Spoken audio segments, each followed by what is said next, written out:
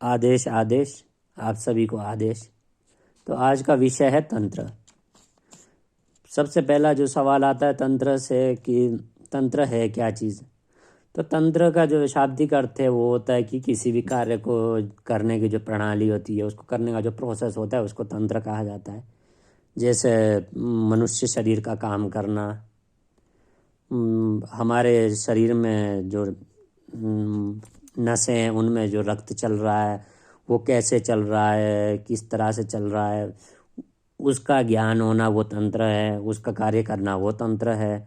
हम देखते हैं तो हमारी आँख की पुतली कैसे काम कर रही है, पर्दा है वो कैसे काम कर रहा है, जो उसके अंदर के हिस्से वो जिस तरह से काम कर रहे हैं वो है तंत्र, जो शाब्दिक अर्थ है। अब अगर आप आध्यात्मिक मार्ग में आए तो तंत्र का जो अर्थ निकलता है वो होता है कि किसी भी ऐसे कार्य को सिद्ध करने की प्रणाली जो साधारणतः सिद्ध करना मतलब संभव नहीं है किसी साधारण तरीके से, तो उसको तंत्र कहा जाता है। अब कहा जाए कि तंत्र के मतलब ईष्ट कौन है, तो तंत्र के ईष्ट हैं शंकर जी।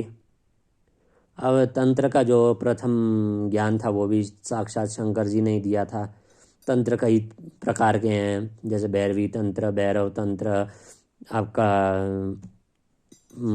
ओडिश तंत्र हो गया, और उसके साथ अन्य भी है। ये भारत में जितने तंत्र के प्रयोग किए जाते हैं वो जो तंत्र प्रणाली है वो लगभग 100 से ऊपर है। तो अब लोगों को तंत्र कहा जाए तो लोगों के मन में बहुत वहम बैठ जाता है कि हाँ तंत्र तांत्रिक है तो ये हमारा अनिष्ट कर देगा, बिना कारण के कुछ कर देगा। तो सीधा सीधा देखा जाए तो तांत्रिक हो चाहे कोई साधक हो तो उनके पास इतना फालतू समय रहता नहीं है कि वो किसी का अनिष्ट कर दे बिना मतलब के। हाँ, ये है कि जो अब समाज के लिए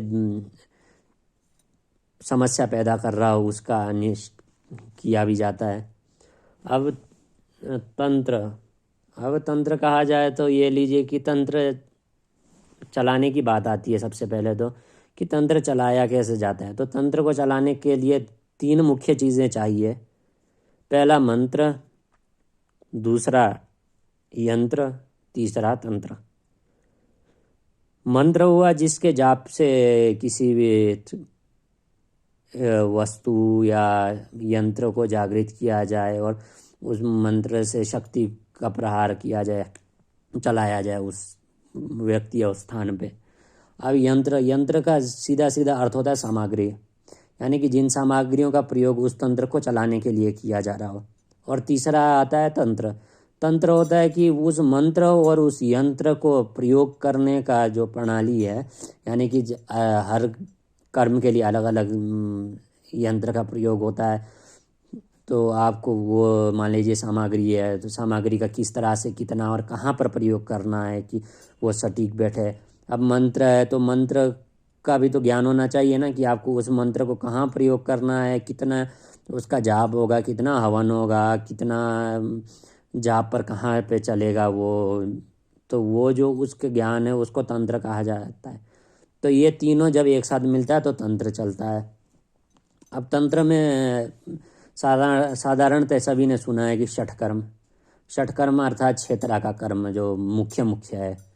तो वो 6 कर्म क्या है?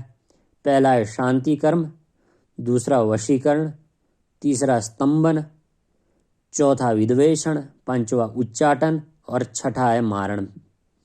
ये 6 कर्म है। अब ये 6 कर्म है तो आप लोगों के मन में उठेगा कि ये 6 है क्या चीज़, बता तो दिया आदमी ने। तो सबसे पहले हम बताते हैं शांति कर्म के बारे में। शांति कर्म में जिस प्रयोग से रोग, किसी भी प्रकार के बाधा आदि को शांत किया जाए, या अनिष्ट ग्रह होते हैं जो मान लीजिए राहु केतु मंगल कोई भी ग्रह आपको अनिष्ट फल दे रहा है तो उसको जो शांत कराया जाता है जिस प्रयोग के द्वारा उसको शांति कर्म कहा जाता है। अब दूसरा आता है वशीकरण। वशीकरण क्या है? जिस प्रयोग के द्वारा किसी स्त्री, राजा, शत्रु या इष्ट को वश में किया जाए, उसको या अपने अनुकूल कार्य करवाया जाए उससे, तो उसको कहा जाता है वशीकरण। अब आता है तीसरे में स्तंभन। स्तंभन क्या है? जिस प्रयोग से अग्नि, जल, शत्रु के पराक्रम, शत्रु की सेना में रुकावट डाला जाए या उसको उस स्थान पर रोक दिया जाए तो उसको कहते हैं स्तंभन। अब आता है अगला कि विद्वेषण। विद्वेषण क्या है? तो जिस प्रयोग से एक दूसरे में, या मान लीजिए कि एक पुरुष और एक स्त्री है, दोनों पति पत्नी या प्रेमी प्रेमिका, तो उन दोनों के बीच में जो प्रेम संबंध है उसको छुड़वाया जाए, तोड़ दिया जाए, उसको कहा जाता है विद्वेषण। अब अगला आता है आपका विद्वेषण के बाद उच्चाटन। उच्चाटन क्या है? जिस प्रयोग से मनुष्य स्थान को छोड़कर भाग जाए, या ये ले लीजिए कि ये कोई व्यक्ति कहीं पर रहे तो उसको उस स्थान से भगा दिया जाए, या हाँ यही ले लीजिए कि किसी स्थान से भगा दिया जाए तो उसको उच्चाटन कहा जाएगा। या दो लोगों को का मन एक दूसरे से उठा दिया जाए, वो भी उच्चाटन में ही आता है। अब सबसे अंतिम आता है कि मारण प्रयोग। मारण प्रयोग क्या है? जिसके लिए आजकल साधकों को ज़्यादा लालसा रहती है कि है क्या चीज़, किस तरह से होता है।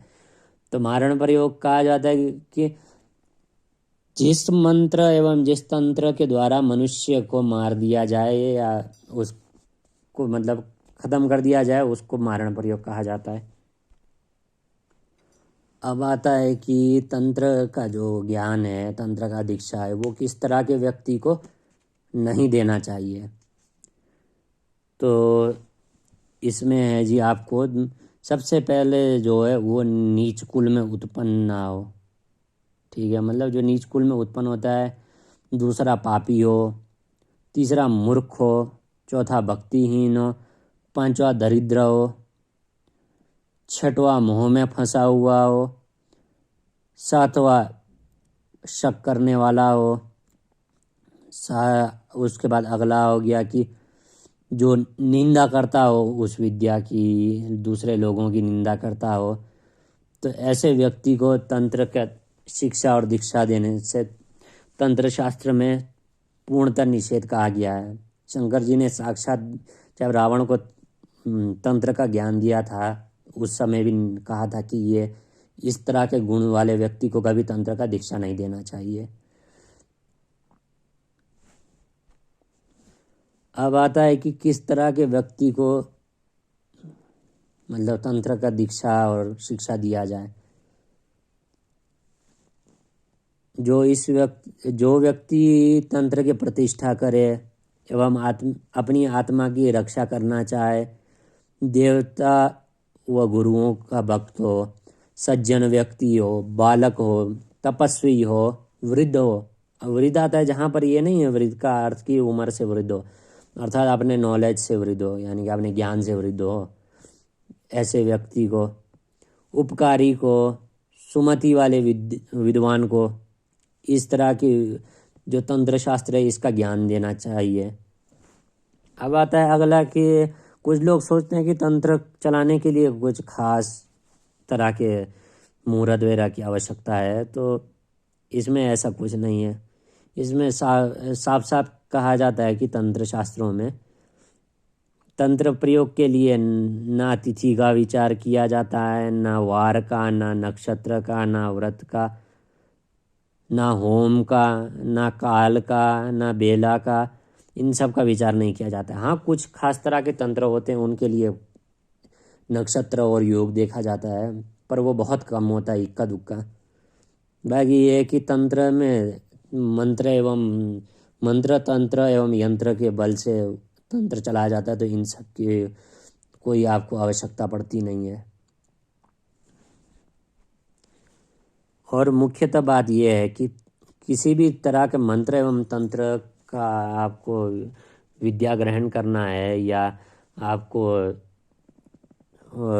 उस चीज़ के बारे में जानना है, आप साधना करना चाहते हैं, तो बिना गुरु के तंत्र साधना ना सिद्ध होता है, ना आप उसमें सफल हो पाएंगे। यानी कि ऐसा ले लीजिए ना, आप कहीं से किताब से उठा के कोई मंत्र ले लेते हैं और उसको सिद्ध करने बैठ जाते हैं, तो ये लगाइए कि अगर भगवती की कृपा हुई तो शायद ही 100 में से 2-3% ही होगा कि आपसे सिद्ध हो जाए।